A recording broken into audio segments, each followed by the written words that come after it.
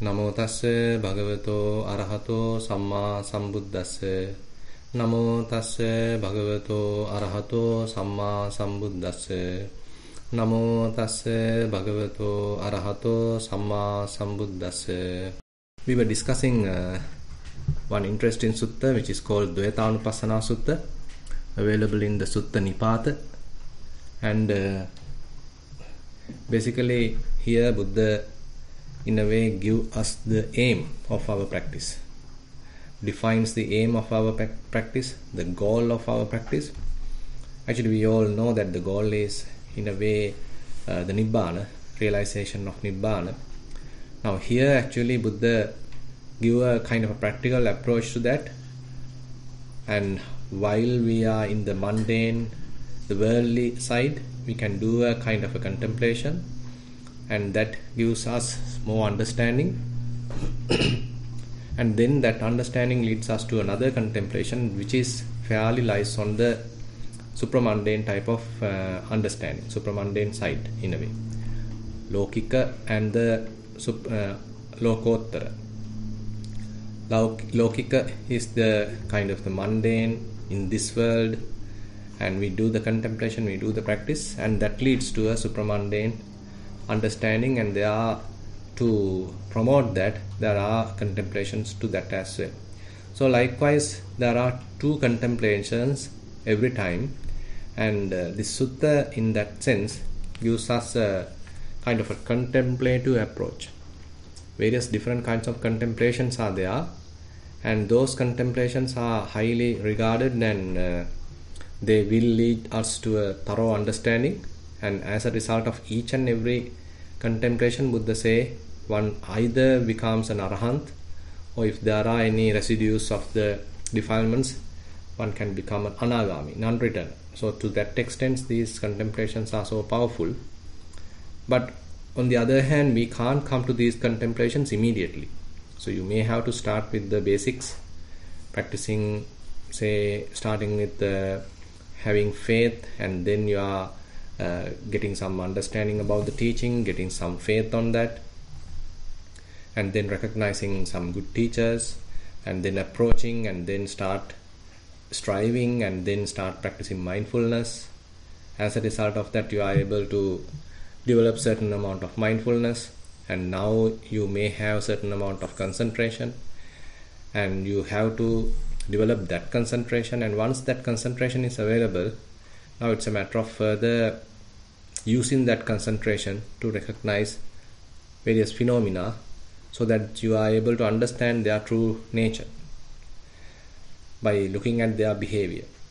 So yatha bhuta jnana dassana. So you are using various qualities. In one sense you are using your effort, the other sense you have very good faith, and you are balancing your faculties, and you have mindfulness and the concentration, and using all these faculties, now you are trying to develop wisdom also as a faculty. Now as we continue in this practice, so we may reach these goals, we may reach these the higher kind of contemplations, and that is what the theme of this sutta. So what are these higher contemplations? In a way, the whole practice is somewhat summarized into these contemplations, and the first one is the Four Noble Truths. Buddha mentioned if the suffering and the source of suffering, or the origin of suffering, is one contemplation, and the cessation of suffering and the path leading to the cessation of suffering is the other side, or other contemplation. The first contemplation is in the mundane side, the other two contemplations are very much in the supramundane side. Then Buddha explains about the acquisitions, or upadi. All the suffering arises because of the acquisitions. So we develop an ego, we develop a self, we develop a kind of a personality using various different kinds of facts.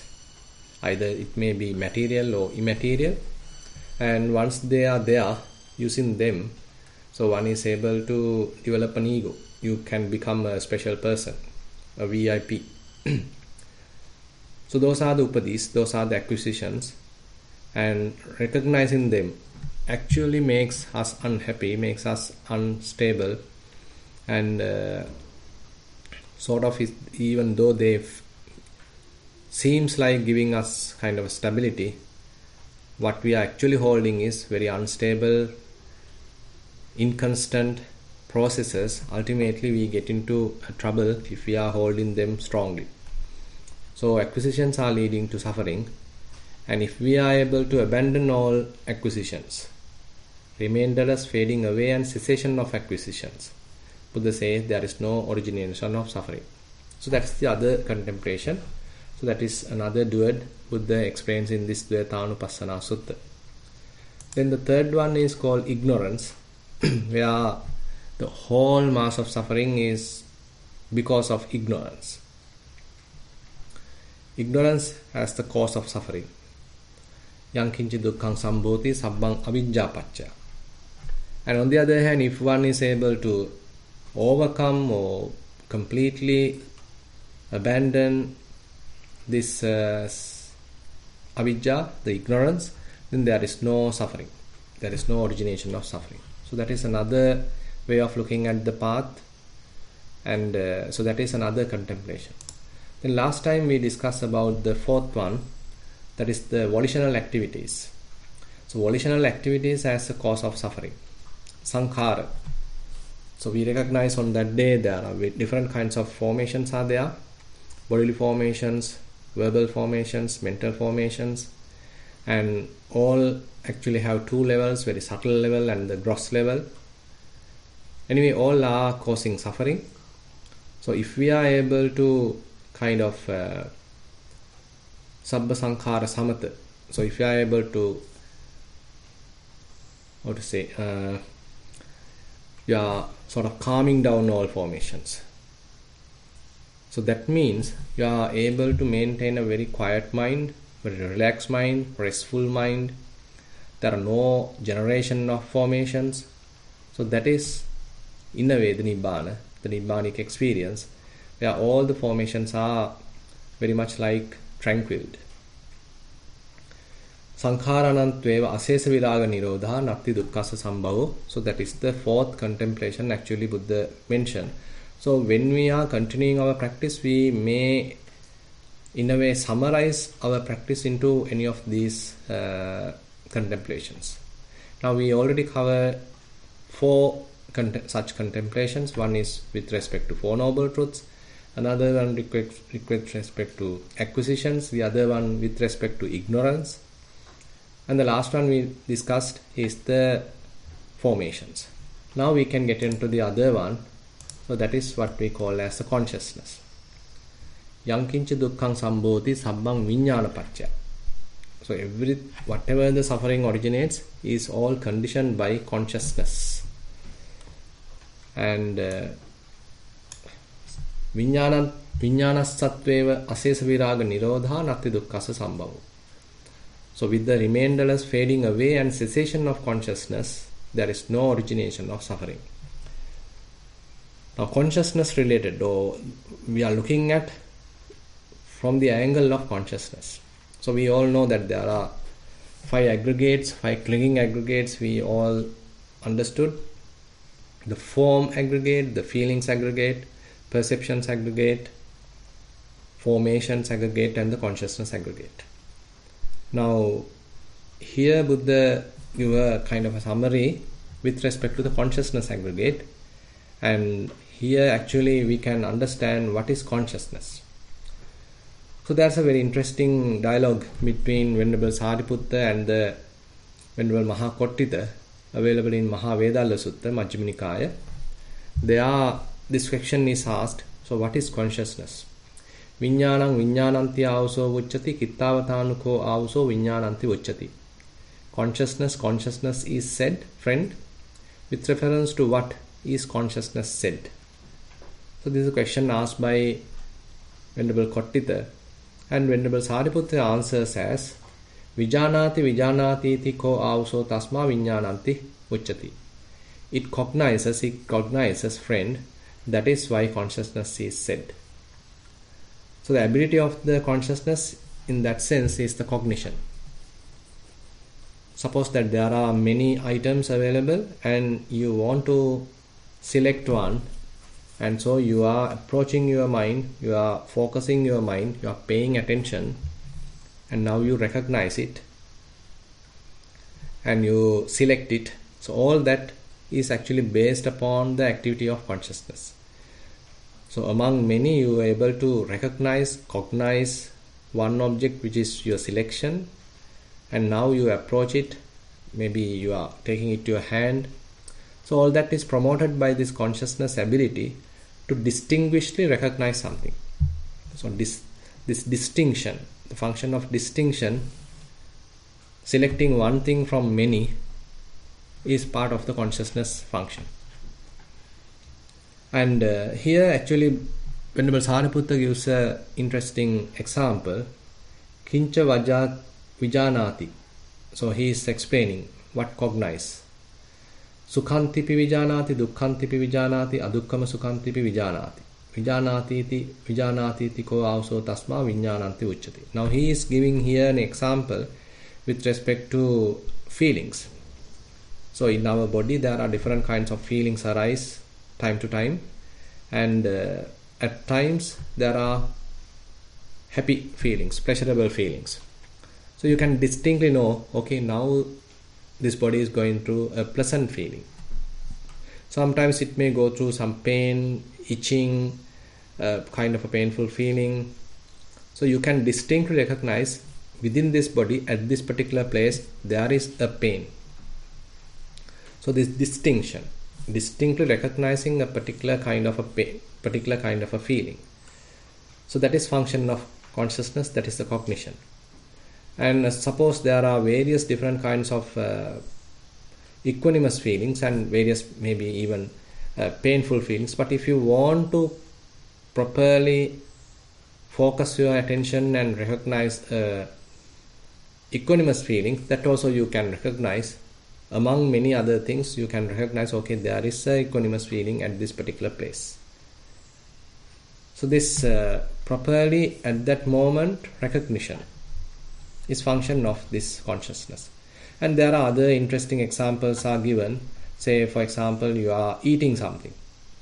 So while you are chewing it, probably you can recognize, oh, this is little salty. Or you can recognize, oh, this is little tastier. Or sometimes it may be a little bitter.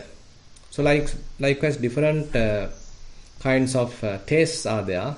Among different kinds of taste, so what is the exact taste right now you are experiencing? So that you can actually recognize, and that functionality is the function of consciousness. And now there's another interesting question asked by Venerable Mahakottita. Yachauso panya yancha viññānaṁ ime dhamma sansattha udahu visansattha. Now there is consciousness as well as the wisdom. Are these states conjoined or completely disjoined? Are they separate or are they one?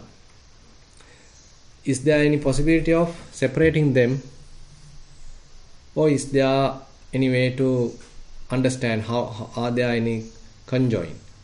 Are there any link between them? And then actually Venerable Sariputta answers, Yachauso panya yancha viññānaṁ ime dhamma sansatta no visansatta. So he answers, wisdom and consciousness friend, these states are conjoined, not disjoined. So they are conjoined. They are always working very much together. And it is not possible to kind of separate them. Now, further question then asks, so yanchauso pajanati tang vijanati, yang vijanati tam pajanati. So first you cognize and then you can say you understand it. And once you understand it, that obviously means that you are cognizing it. So they are very much like going hand in hand. So distinctly recognizing is one part of the wisdom. So when we are calling as Dhamma Vichaya. So there we are trying to distinctly recognize various phenomena. They are details. So in one sense we can say we are using the ability of consciousness. On the other hand, we are developing the wisdom. So they are going hand in hand.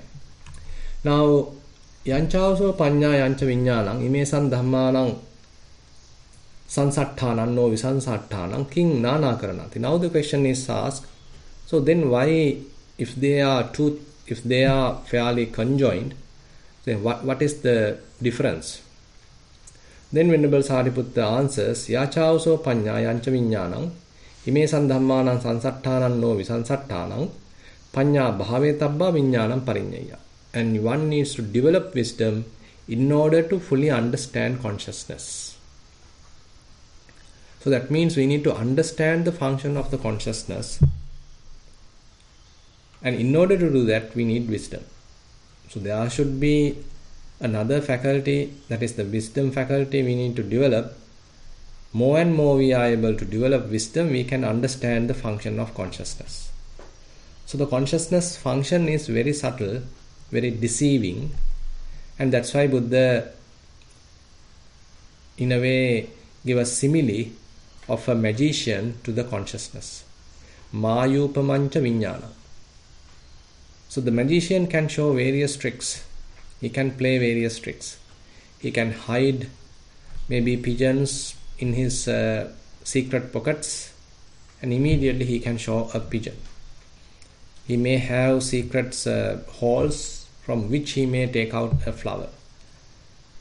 He may have another, say, secret locker. Immediately he may take out a rabbit. So likewise, so he can play various tricks, and the viewers might think, oh, these are real things. They appear like real, but they are magic. They are all illusions. They are all tricks. But we are not possible to understand that. That's a problem. But on the other hand, if one is able to look at them closely, probably you are going behind the screen and you are investigating this situation very carefully, probably you are able to reveal all those tricks. You might notice this hidden pockets, you might notice this hidden flowers, you might notice this, whatever the pouch, pigeons, flowers, rabbits, you might notice them, how they are carefully kept, secretly kept before the beginning of the show. And during the show, time to time, when the audience has taken his attention, so immediately he takes these different objects and show a magic. So one needs fair amount of investigation, fair amount of understanding to recognize this completely illusionary performance of the magician. So similarly, if we are able to develop wisdom, so that wisdom helps us to understand this illusory nature of the consciousness. So in order to understand consciousness, therefore Buddha mentioned, you need to develop wisdom. Now, another sense we need to understand, very interesting, another sutta is available in the Haliddhakani Sutta, in the Sangyutta Nikaya, Kanda Sangyutta. So there are Haliddhakani, one householder. He's asking a question, why Okasari? Why one is called roams about in a home? Why one is called a person who is roaming about in a home? And then Venerable Mahakachana gives the explanation, and he says, Rupa dhatuko gahapati viññānassoko. Rupa dhatu raga vinibandhancha pana viññānaṁ okasariti uchati. So he explains this form element, householder, is the home of consciousness. One whose consciousness is shackled by lust for the form element is called one who roams about in a home. Now say for example, you are hearing a very beautiful song. You get fascinated about it, you get really attracted to it. and you are further and further, you get closer to it, you start holding it, you start appreciating it, you are fully bound to it, and now your consciousness is actually associating that sound. We can say the form aggregate. Suppose you are eating very delicious food, so you forget about everything, might probably you even close your eyes, you want to 100% completely taste this food, completely immersed in that. So we can say now the consciousness is completely absorbed into this form aggregate, or the taste in this case. Maybe you are going through a very good sensation, very good tangible. The situation is the same, you can get absorbed to it. You are completely absorbed into that experience. So that seems, in that sense, this body or the sensation, contact, becomes the home for consciousness. And likewise, the form aggregate can become a home for our consciousness. And further it is explained, Vedana dhatu, ko gahapati viññānassoko, various different kinds of feelings. Say you are going through a really painful experience. Your full attention is there, you are fully absorbed to that, you are completely suffering. And in that sense, the viññāna is fairly residing with the feeling aggregate. Similarly, assume that you are thinking something and various different kinds of signs appear in your mind. Your mind is fully occupied by various perceptions, various marks, various kinds of shapes. So mind is again and again entangled by all different kinds of shapes, all different kinds of images, mental images. So consciousness has a very good home in the perceptions aggregate. On the other hand, assume that you are thinking. Different thoughts are there, so you promote thinking. You are thinking with respect to the past, you are regretting about something has happened. Now you are projecting towards the future, you are imagining, you are hoping, you are wishing. And probably with respect to the present experience, further you are thinking. So thinking is going on, and ultimately even it is overthinking. It can become conceptual proliferation. So all that actually a very good station, very good foundation for consciousness to reside. So they are the formations aggregate is the home for consciousness. So you can see this consciousness needs a home to reside. So that is where it is footing. So what we call as the kind of established consciousness, patiṭṭhita viññāna. So there's a term called patiṭṭhita viññāna, explained in Dhamma, where consciousness is established. Either in the form aggregate, either in the feelings aggregate, either in the perceptions aggregate, or in the formations aggregate. Same thing is explained in the Upaya Sutta, in Kanda Samyutta, where Buddha explains, Rupa upayangva bhikkhave viññānaṁ tiṭṭhamaṇaṁ tiṭṭhaya rupa rammanam rupa patiṭṭaṁ nandupa secanam buddhiṃ virulhiṃ vepullaṃ āpajjaya. Monks, this form aggregate is a kind of an engagement, and that becomes an object for the consciousness. That is where it is established, that is where it is footing. Rupa rammanam rupa patiṭṭaṁ nandupa secanam. And while it is associating that, there is a kind of a delight arising. And as a result of that, it is further and further growing there, established there. Buddhiṃ virulhiṃ vepullaṃ āpajjaya. Now it's very well footed, very well established in the form aggregate. So similarly, Buddha explains about the feeling aggregate, perceptions aggregate, and the formations aggregate. So all happens actually because of the lust. We have certain amount of craving towards the form aggregate, craving towards the feeling aggregate, failing towards perceptions aggregate, and craving towards formations aggregate. So the craving is in a way appearing like the root cause. So as a result of that, the consciousness get engaged with the form aggregate, get engaged with the feeling aggregate, linked or engaged with the perceptions aggregate, or engaged with the formations aggregate. Now, so what is the practice? So the practice causes to sort of reduce this engagement, minimize this engagement, and basically to ultimately to disengage, to destroy this link. Say for example, you are practicing Kayanupassana.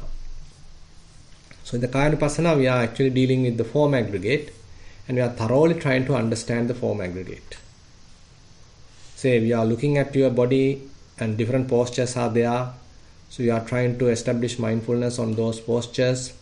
So if you are practicing this for a longer time, probably you understand, okay, these are postures. It is not me, it is not myself, it is not I who go through it, it is the postures are there.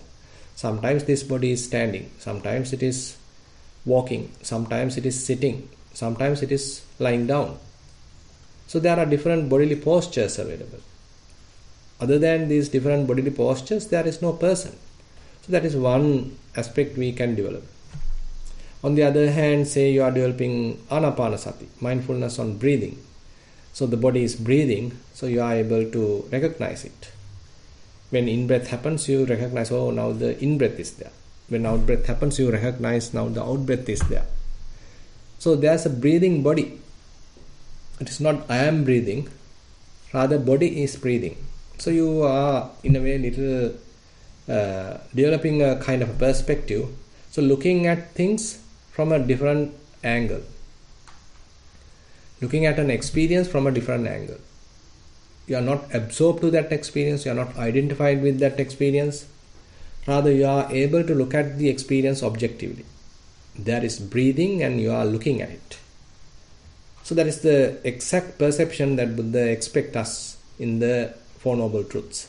There is suffering. There is cause of suffering. There is cessation of suffering. There is a path leading to the cessation of suffering. So there is. So you are in a way step back and look at it. So step back and look at it, recognizing it, understanding it. Rather than getting absorbed to it, rather than getting hooked up with it, rather than getting engaged with it, holding it, clinging it. Instead of doing that, you are able to step back, loosen your grip, but still looking at it thoroughly, but with a distance. So therefore in Kayanupassana, so this is the approach that we are developing. So while body is breathing, so you are able to understand it, you are able to recognize it. Probably as you are further developing, you are able to see different elements or different components of the body, bodily parts. So rather than looking at this body as myself or a unit, now you recognize, okay, this body consists of various bodily parts. It's a combination of various bodily parts assembled in a particular style, particular manner. Then we call it as a human. There are various bodily parts assembled in a certain manner. Say once it is assembled like that, say we are calling it as a dog. Different bodily parts are there, they are assembled together in a particular way, in a particular shape. Say then we are calling it a bird. So likewise, so different bodily parts are there. The way they are assembled causes us to give a different name. So names are there. So names are given by the man to distinctly recognize, to communicate with others. But those objects don't really have a name actually. They are merely combination of aggregates, accumulation of aggregates, assembly of aggregates. But we humans have given various names, various labels to distinctly recognize. But ultimately we get the perception, a wrong perception. So, okay, this particular object is one thing and there is an essence, there is a truth in this label. in this convention, in this name. So ultimately we completely get confused to the names, to the labels, to the conventions that we have created. We forget that these are merely labels. We forget these are merely labels or merely names, merely conventions which humans have created for their own convenience. Rather, we think now these labels represent something unique, something very specific, something which is substantial, and it has a core. So this is a wrong perception we have. Now with Vipassana practice, so we are able to penetrate this illusion so slowly. So once you develop fair amount of mindfulness, you develop fair amount of concentration, and using that concentrated, mindful, balanced mind, now you start investigation. So you are investigating the body. Now various elements are there: hardness, softness, roughness, smoothness, heaviness, lightness. So those qualities are there, those characteristics are there. Then maybe the fluidity, the flowing nature, the kind of cohesion. So those characteristics are there. And then you recognize different kinds of heat and the cold. So those characteristics are there. And sometimes the motion happens, the movement happens, vibrations happen. So you recognize that. So these are the very fundamental characteristics of this physical world, and you may be able to recognize that within the body and as an experience. And more you understand that, so you may get a insight, there are other than these elements, other than these element characteristics, there is no essence, there is no inner core, there is no self, but a function of elements is there. Probably you are able to use the same insight to the outside, and inferentially you can understand, this is the same thing. There are also the elements are available. That's a function is there. Elements are always functioning. Other than that, there is no any intrinsic core, there is no any intrinsic self. So that is something that you start experiencing. Now, as you are continuing like this, so Buddha mentioned, so this difference between Ajjata and Bahiddha, internal and external, becomes very sort of faded. You can't have a big differentiation between the internal and external. So it is the function of the consciousness that we create this distinction. We want to have a boundary. So what is internal, what is external? How are you deciding that? So we are expecting such a strong, rigid boundary because of the function of consciousness. But the more we are practicing, so this boundary become blurred. So these lines become very blurred. It's very difficult to understand what is internal, what is external, because they are similar. Their characteristics are very similar. Say for example, the earth element, the internal earth element, what you are experiencing within the body, and the external earth element, what you are experiencing outside, are very similar. There is no difference. So the more you understand that, Buddha say, so your lust become less.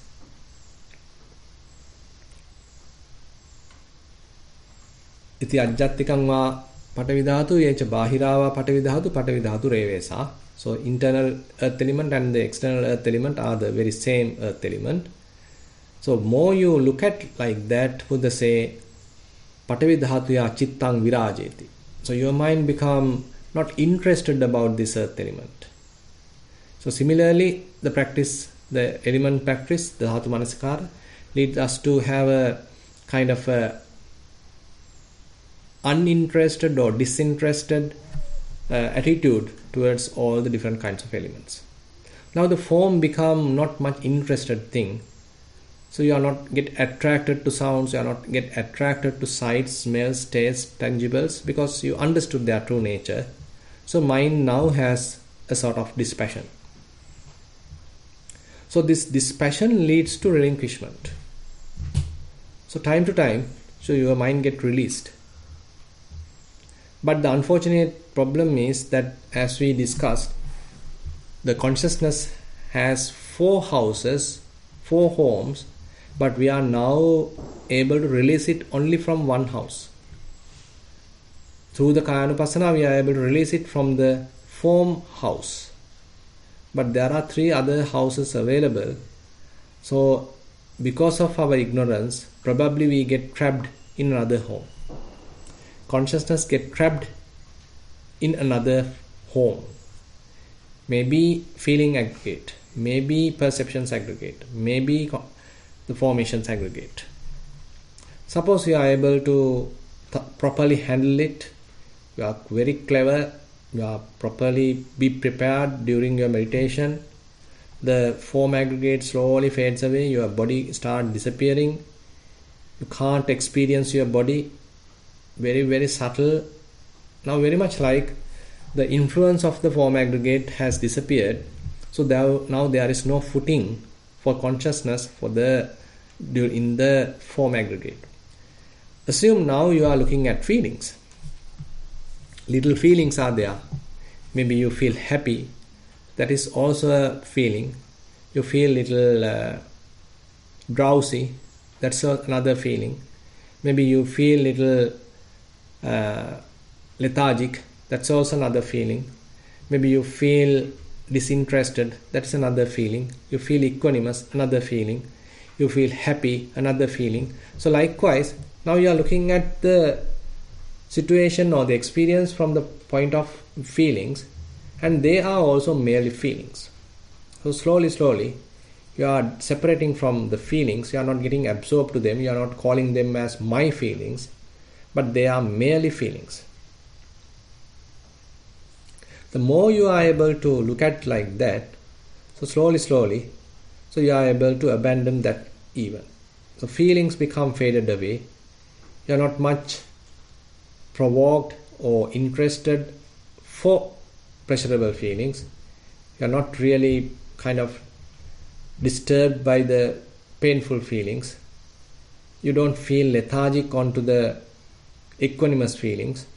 Rather, all different kinds of feelings are there, but you can have the capacity to look at them properly, look at them equanimously, look at from a distance. Now you get the proper perspective about the feelings. As a result of that, feelings start to fade away, and you become dispassionate towards these feelings. Now suppose you are practicing Chittanupassana, Dhammanupassana. So you are understanding the different kinds of chitta, different kinds of consciousness. Say lustful thought. So you recognize lustful thought as a lustful thought. You recognize maybe a renunciative thought. You want to give up something. You want to give it away. That is another thought. You recognize that thought also. Say you are understanding little resentment, little frustration, kind of agitation in the mind. Maybe a little bit of unhappy situation, unhappy state in the mind, and even aversion. So all these you understand as merely thoughts. As a result of that, they may go away. And there may be loving kindness. That's also another thought. So you understand that and you let it go. So likewise, the more you understand thoughts are as merely thoughts, so they can't stay in the mind for a longer period of time. So they also start fading away. So the mind becomes more spacious, and there could be various signs appear. You might remember someone's face, you might remember someone's activity. There may be some beautiful objects which you are being attracted in the past. Maybe some projections towards the future. You are imagining something. Maybe a kind of an incident going to happen in the future. You are imagining that. Likewise, when the feelings are faded away, there's a higher possibility different small or very distinct signs might appear in the mind. So we should not get fooled by them, because our eyes are closed and they are merely illusions. They are merely like hallucinations. So those visuals actually have to be abandoned. So we should not get carried away by them. We should not give prominence to them. We should not give any name to them or get attracted to them. We should be dispassionate towards them. If we are able to properly handle like that, they also disappear. So the mind becomes very clear, quite spacious, kind of like transparent. Now, suppose you have already stopped thinking. One thought came, it has gone. Another thought came, it also has gone. Now there is no thought. So there may be instances that you are experiencing kind of thoughtless instances. But full awareness is there. Kind of awareness is there, but apart from the awareness, nothing is there. Now we are getting closer to this state. Rupa dhatuyako gahapati yo chando yo rago ya nandi ya tanha ye upaya upadana chetaso aditthana abhinivesa anusaya te tathagatassa pahina uchinna mulla thala vattukata anabhavagata ayatin anuppada dhamma. And now Venerable Mahakachan explains to that Haliddekani householder. So what happens in the minds of the Buddha, what happens in the mind of the Arahant, and how householder does one roam about homeless? The desire, lust, delight and craving, the engagement and clinging, the mental standpoints, adherences and underlying tendencies regarding the form element, form aggregate, these have been abandoned by the Tathagata, cut off at the root, made like a palm stump, obliterated so that they are no more subject to future arising. Therefore the Tathagata is called one who roams about homeless. So his consciousness is not associating the form aggregate. Form aggregate is no more a home for consciousness. So similar explanation is given for the feelings aggregate, perceptions aggregate and the formations aggregate. So that means the consciousness is no more associating homes. Therefore it is mentioned the Tathagata, the Arahant, is homeless. Now what is this homeless aspect of the mind? There's a very interesting explanation given in the Kevatta Sutta in Digha Nikaya, where Buddha gave a very comprehensive, very deep answer to this. So one monk asked the question, Katta āpoca padavi tejo vayo nagadati, katta digancha rassancha anunthulang subha subhang, katta namancha rupancha asesang uparujjati. So this is the question. Actually he asked the question little different, but Buddha correct it. And then the correct question is like this: where do earth and water, fire and wind no footing find? Where is it that long and short, fine and coarse, pleasant and unpleasant, as well as name and form are held in check? In a way it is complete. Now when we are thinking of different kinds of objects, when we are thinking of different kinds of physical objects, we always want to distinguish, and that is the characteristics of the consciousness. Now in order to distinguish, we are putting various labels, various names. Apart from that, we give a kind of, either it is long, either it is short, either it is good or it is bad, either it is fat or it is lean, either it is tall or it is short. So likewise, so we have this dualistic way of analyzing things. So when we are living in this physical world, so this dualistic way of looking at things, either it is good or bad, it is closer or very far away, or it is pleasant or unpleasant, I like it or I don't like it,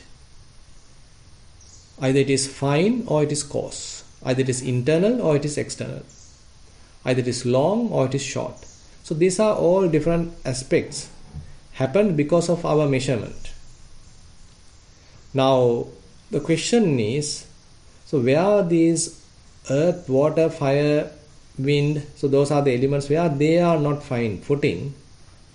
And more than that, all those measurements, all those dualistic way of analyzing things, all those measurements are very much like completely ceased. And not only that, even the nama rupa, the name and form, does not appear. That also has gone away. So is there any possibility of achieving this? So where do this happen? So this is the question. Now the answer is the interesting point. That's a more profound answer given in the Kevadda Sutta. Viññānaṁ anidassanam anantaṁ sabbato pabhaṁ. Etta apocha patavi tejo vayo nagadati. Etta digancha rassancha anung tholang subha subhaṁ. Etta nāmañca rūpañca asesaṁ uparujjati. Viññānassa nirodhena ettetaṁ uparujjati iti. Now, Viññānaṁ anidassanam. So at this state, the consciousness is non-manifestive. So in this non-manifestive consciousness, there is nothing represented. And anantam, and it is boundless, it is endless. Sabbato pabhaṁ, and it is lustrous in all sides. And in such case, there is no patavi, apo, tejo, vayo fine footing. Here is that earth and water, fire and air, no footing find. And as mentioned previously, so all those measurements, all those labels, all those names, all those distinctions, dualistic nature, all that is gone. Digancha, rassancha, anung, thulang, subha, asubha, that all gone. Fine and coarse, pleasant, unpleasant, that all have gone. They does not exist. Etta nāmañca rūpañca asesaṁ uparujjati. And the name and form is also cut off without exception. And viññānassa nirodhena ettetaṁ uparujjati. When consciousness has ceased, there are held in check herein. Now there are some questions arise in this explanation. So there are one thing called viññānaṁ anidassanam. Another thing is called viññānassa nirodhena. So these things are two things. Now viññānassa nirodhena, in that actually this viññāna is the constructed consciousness. This is the prepared consciousness. So that is what we already discussed. So when viññāna finds a home, it's a constructed consciousness. When it is associating a form aggregate, it gets constructed there. It is properly prepared there, established there. It associates something. It is conditioned. It is colored. So that is the constructed consciousness, and we call it as abhisankata viññāna. Further constructed consciousness. And say it associates feelings. So it gets absorbed to it gets absorbed to feelings. It gets colored by that feeling. And it further aggravates that feeling. And it takes as my feeling. So all that actually shows that conditioned consciousness. Consciousness become more conditioned, more colored. So that is the prepared consciousness. And say your consciousness is associating perceptions. So the more the consciousness is occupied by perceptions, it becomes colored by those perceptions. It becomes conditioned by those perceptions. It's occupied by those perceptions. So it is a conditioned perception. It's a conditioned consciousness. So that is why it is called abhisankata viññāna, or the conditioned consciousness. Say there are thoughts going on, so you are thinking, different thoughts are happening, one thought, another thought, we are weaving thoughts. So thoughts are now slowly occupying the mind. So the consciousness becomes colored, conditioned by those thoughts. Completely absorbed to those thinking, now overthinking, and very much like invaded by the consciousness, invaded by the thoughts. So that invasion of thoughts basically shows different kinds of consciousness which is fully conditioned, and this conditioned consciousness has to be ceased. That is why it is mentioned Viññānassa nirodhena. So that means the consciousness has become homeless. In that sense, the conditioned consciousness has completely ceased. So what is the available consciousness? So that is why it is called Anidassana Viññāna. It's a kind of an Appatittita Viññāna, where now consciousness is not established at any place, at any object, and it does not represent anything. So it is non-manifestive consciousness. So we need to clearly understand these two possibilities explained in this sutta, where we are talking about the abandonment of the conditioned consciousness, constructed consciousness, Abhisankata Viññāna, which is the consciousness where we usually have a consciousness which is conditioned, which is colored, which is associated to either form, to the feelings, to the perceptions, to the formations. That is the engaged kind of consciousness. So that has to be totally ceased. And once it is ceased, so that means all that earth, water, fire, wind, so they don't find any footing. And all different parameters, all different measurements which we are attributed to those elements, so that also gone. That means long, short, internal, external, pleasant, unpleasant, fine, coarse, all that is gone. And typically, this conditioned consciousness is entangled in the name and form. So if we come little further refined level, so this conditioned consciousness is entangled in the name and form. So that means if we are able to cease this conditioned consciousness, that means name and form also has to be ceased.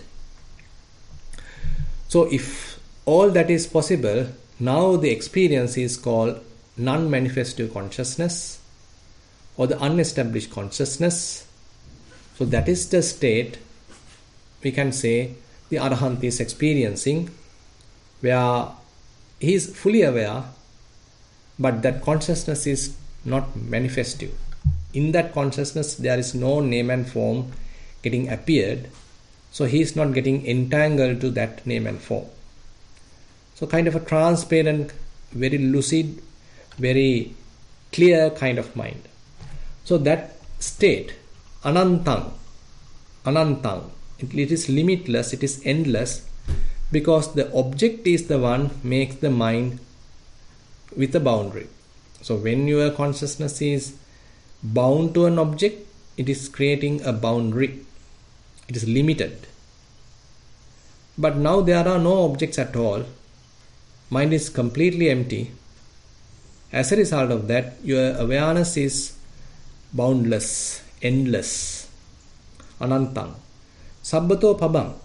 So everywhere it is lustrous. So here the lustre is actually the wisdom lustre. Panya pabha.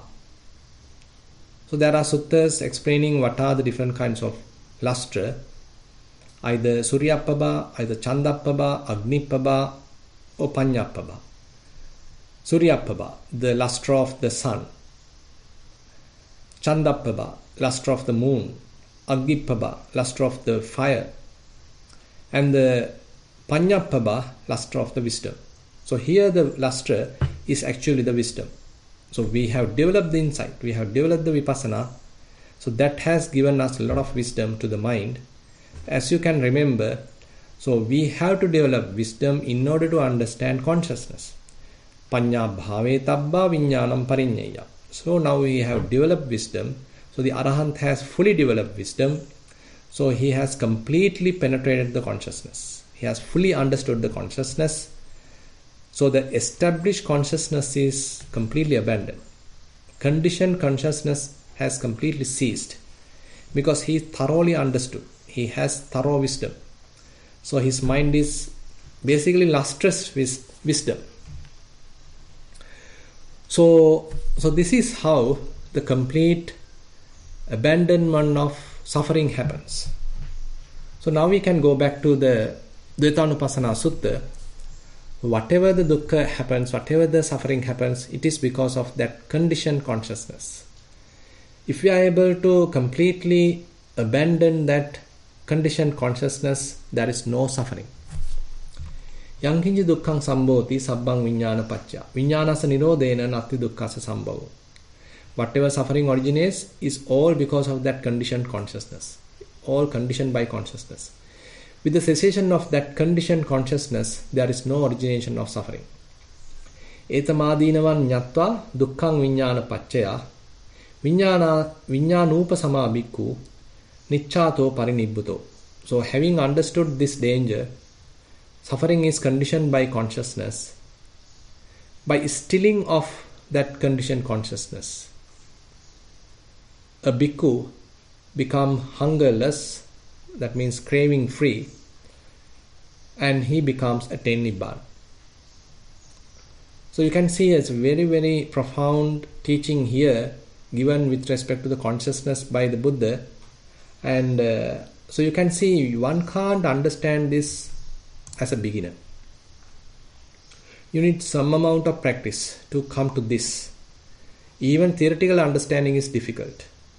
And one needs fair amount of practice in order to have kind of a taste about it. In order to have some kind of feeling about it.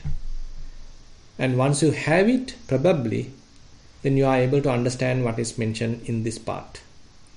So the consciousness, how it can become conditioned, how it is associating different homes, and how the insight practice slowly reduce that engagement, reduce that lust, reduce that attachment, and ultimately consciousness become freed. There we call it as unconditioned or non-manifestative consciousness or unestablished consciousness. Anidassana viññāna, appatiṭṭhita viññāna. So that is the state of the mind where the Arahant is experiencing.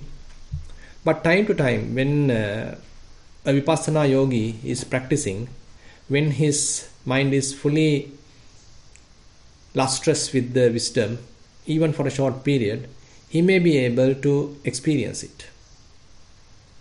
We can say the perfect level, perfect state is possible for the Arahants, but for the others who are practicing Vipassana, time to time, when the wisdom is enough to liberate the mind, to abandon all the houses, all those homes, so the consciousness can become unestablished. Consciousness can become a non-manifestative, but only for a short period of time.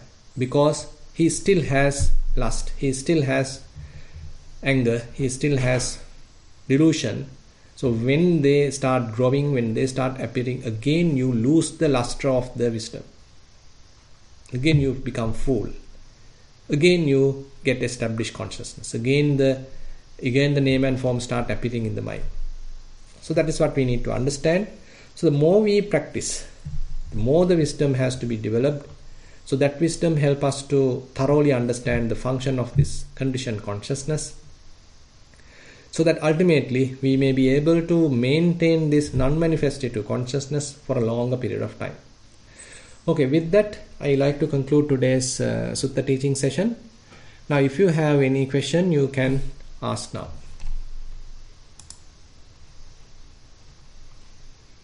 Thank you, Bhante. Okay. Anyone would like to ask a question? You can address.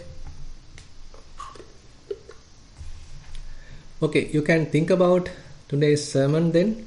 If there is no question, we can wind up the session. I feel things are clear, or if you need any time to contemplate, and then you can ask those questions maybe next week. If there are no questions, then we'll wind up the session. Okay, one question is there. Yeah, you can talk.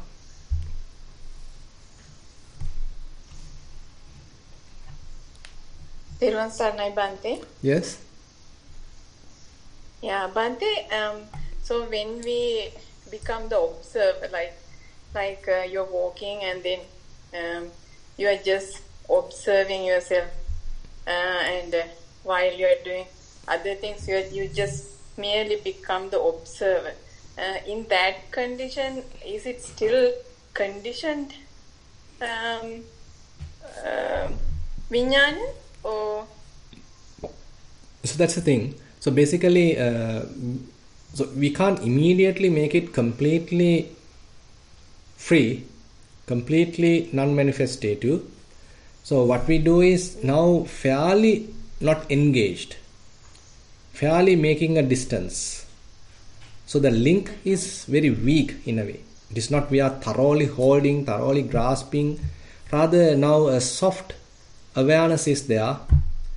So you are able to aware of what is really going on. And now you are observing it, now you are thoroughly investigating it. So that further helps you to disengage. So the mind becomes more dispassionate because you are understanding the true nature. So the mind becomes dispassionate. So this dispassion develops now. So the more this dispassion is developed, ultimately you lose the grip. You break the linkage and mind becomes completely freed. So it has to happen. It has to happen with respect to the body, the feelings, perceptions, and the formations. And if we are able to completely free like that, then we may get a very clear emptiness, a state of sunyata, state of emptiness, where it is fairly perfect in a way. We can't say every time we are experiencing that, but during the practice, we are maintaining a very relaxed awareness.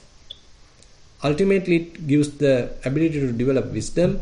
That wisdom actually helps to make it more and more cleansed kind of consciousness, very clear consciousness, and ultimately non-manifestative consciousness, where nothing is represented in the mind. Yeah. Okay. Yeah, I feel like sometimes, when you become the observer, you are in a different level, not in your mind level, it's somewhere else. Like you are not in the same level you were before. So you are in a different level and observing everything. Mm-hmm. So mind is not completely quiet, but no proliferation. Correct. Either. So that's why I was wondering whether. Yeah, so I understood what you said. Right. Yeah, thank you very much, Bhante. Right. Okay, if there are no more questions, then we'll wind up the session. We have spent almost 1 hour. And so all the merits that we have gathered, let's share with all the past relatives, with all the celestial beings and whoever in need of merits. And we wish these merits help us also to understand the teaching of the Buddha. So we'll recite the traditional verses. Ettavata cham hehi sambatang punya sampadang sabbe deva anumodantu sabba sampatti siddhya. Ettavata cham hehi sambatang punya sampadang sabbe bhuta anumodantu sabba sampatti siddhya. Ettavata cham hehi sambatang punya sampadang sabbe satta anumodantu sabba sampatti siddhya. Akasattha ca bummattha deva naga mahiddika punyantang anumoditva chirang rakkhantu sasanang. Akasattha ca bummattha deva naga mahiddika punyantang anumoditva chirang rakkhantu desanang.